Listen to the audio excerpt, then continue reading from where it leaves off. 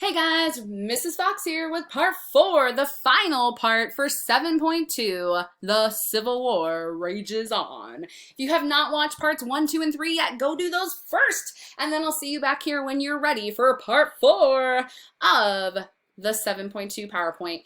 In the last slide deck video, we were finishing up Women Aid the War effort. Again, ladies, probably the biggest thing the women walk away with is just a determination to get equality for themselves. African Americans are moving towards equality with ending slavery, right? And are going to gain a lot of new rights because of that. Ladies are like, hey, what about us? We want those rights too, because in a lot of ways, some of the laws against slaves were some of the laws that women also had to face as far as job opportunities and the ability to go to school and vote and stuff like that. So they want more rights. A couple of famous ladies to come out of the war are pictured here for you guys. Clara Barton, famous war nurse of the Civil War, will ultimately end up starting the Red Cross, American Red Cross, once the war's over. And then one of the first female doctors on the scene. Very rare to have a female doctor because most women couldn't attend college, much less medical school.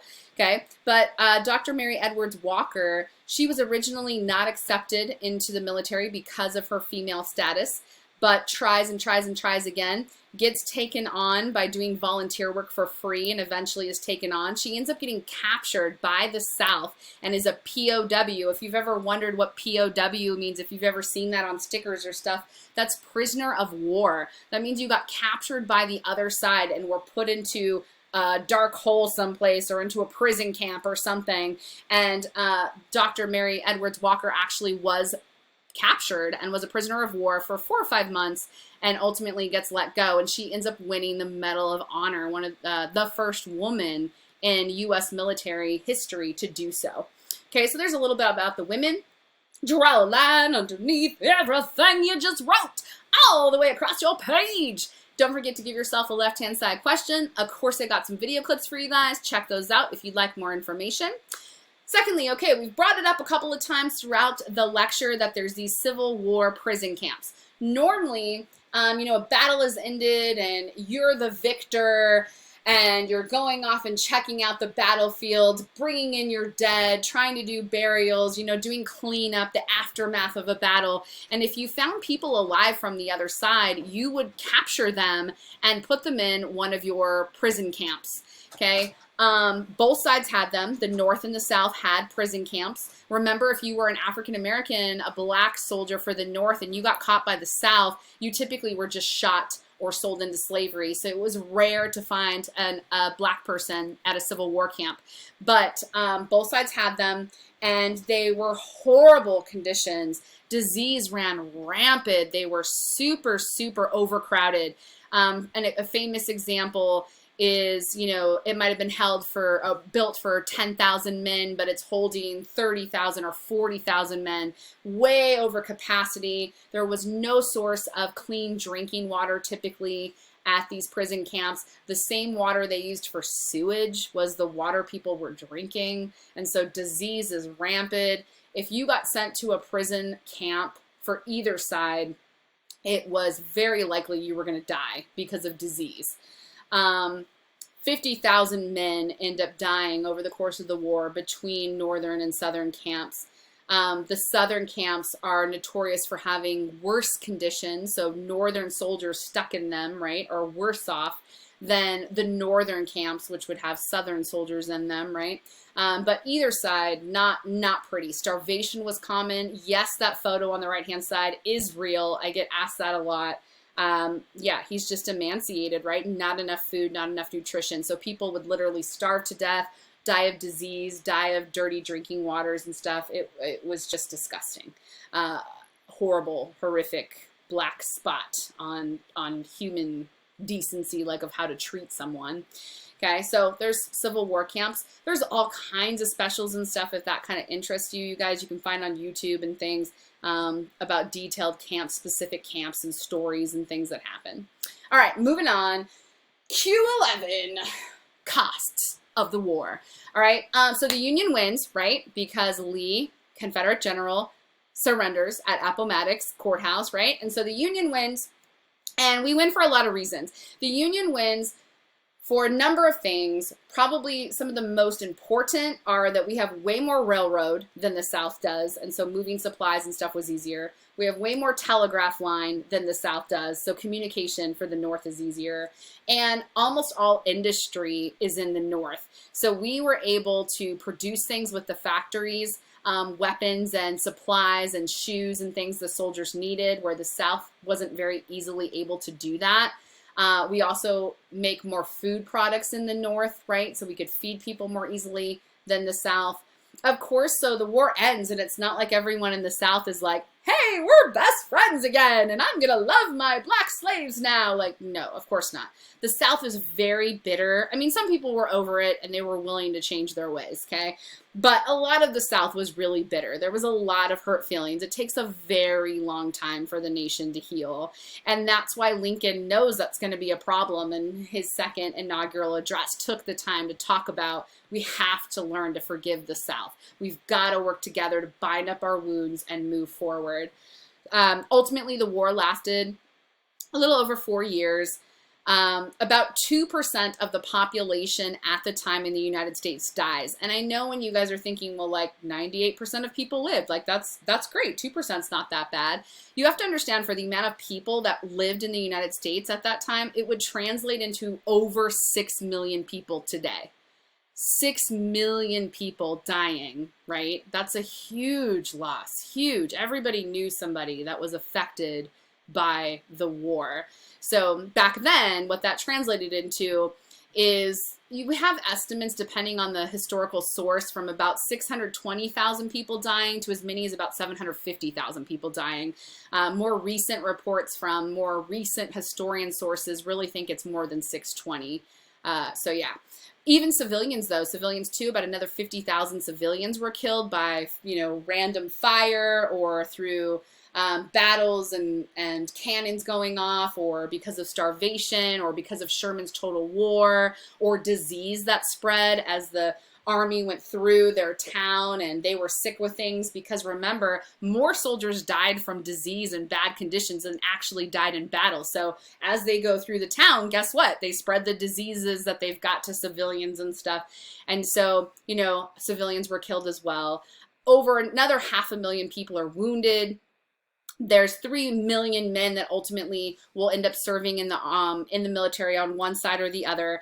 And sometimes, you guys, there was, a father on the northern side and a son on the southern side, or a brother for the north and a brother for the south, or you'd have families being divided on which side they fought for, or you'd have families in the same regiment. You'd have a father and his 2 sons right there together in a troop, and you might have to watch your family member die in battle, or maybe the whole family's taken out with a cannon blast or something. So a lot of sad stories that way with families and being split apart, or a lot of people in the same family dying.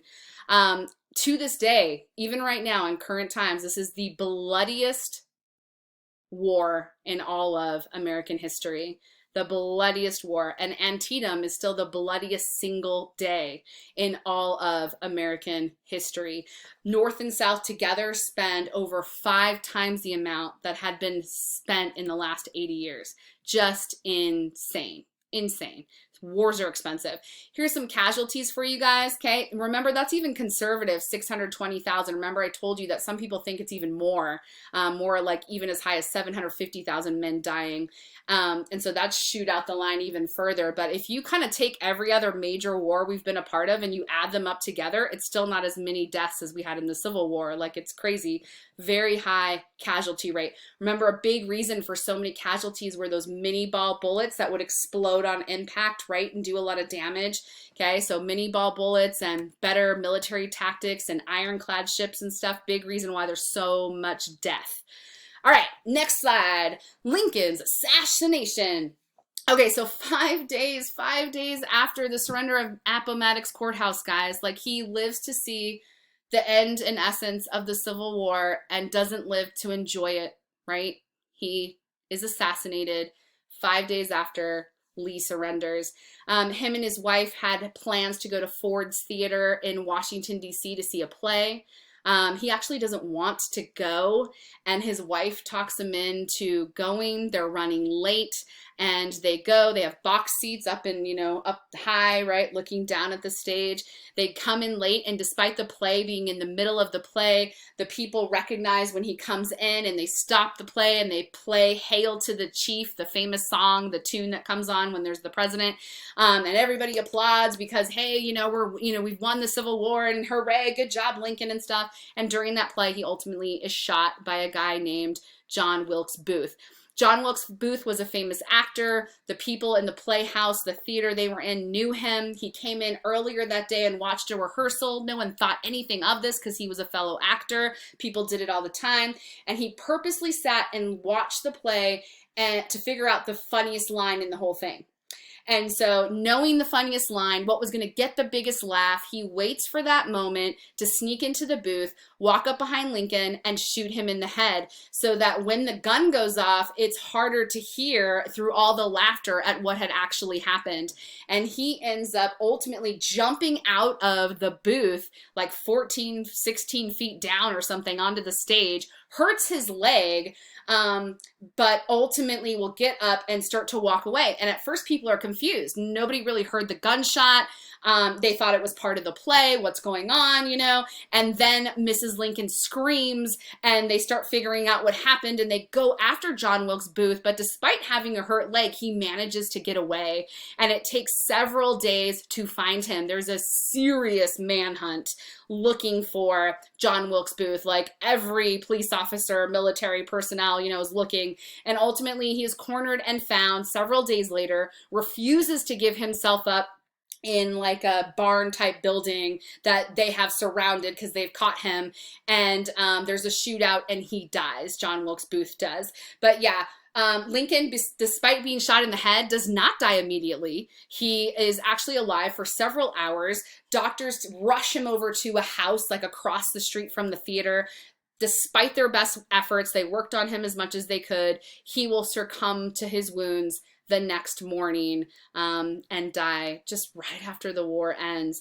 And so his vice president gets to take up, right, his role as president. And so Andrew Johnson will become the 17th president of the United States. Andrew Johnson will not win re-election, right, as you guys should already know. General Grant, famous, right, from the Civil War, will end up becoming the 18th president. But Andrew Johnson is the 17th president who takes over after Lincoln is shot. There's the theater, it's still there. You can tour it and hear the story and all of that stuff. Popular picture that ran in newspapers of the time of the assassination. There's a picture of John Wilkes Booth, the guy who shoots and kills Lincoln. There's a wanted poster for him because remember, he was on the run for several days having gotten away. There's lots of video clips on Lincoln, guys, just in general. Take a look at those. And then on his assassination.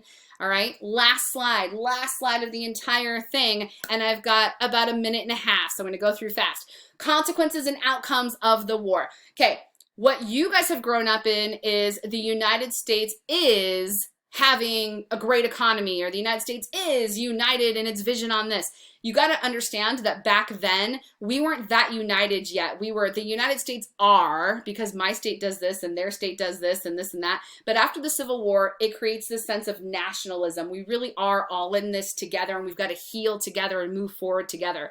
So nationalism increases. The national government expands. At the beginning of the Civil War, the national government only employed the federal government about 6,000 people. Today, the national government employs over 2 million people. So the amount of jobs in government explodes at the end of the Civil War and beyond, all the way to present time. So the national government gains a whole bunch of new departments and things that they're in charge of they had not been in charge of before the war. Industries in the North actually made money during the war. The South loses money. The South loses value as an area. The North in a lot of areas gains money. The factory system gains money. Steel and petroleum and food processing for fast and easy food instead of making everything from scratch will become king. And really a lot of people go away from farming and big plantations because you don't have the free labor, right? And so farming is going away and industry is taking over as the head of the economy. A lot of the South is destroyed. 40% of the livestock in the South, 50% of farm machinery and land and things is just gone. Before the war, it was 30% of the nation's wealth, and after the war, the South's only worth about 12% of the nation's wealth. The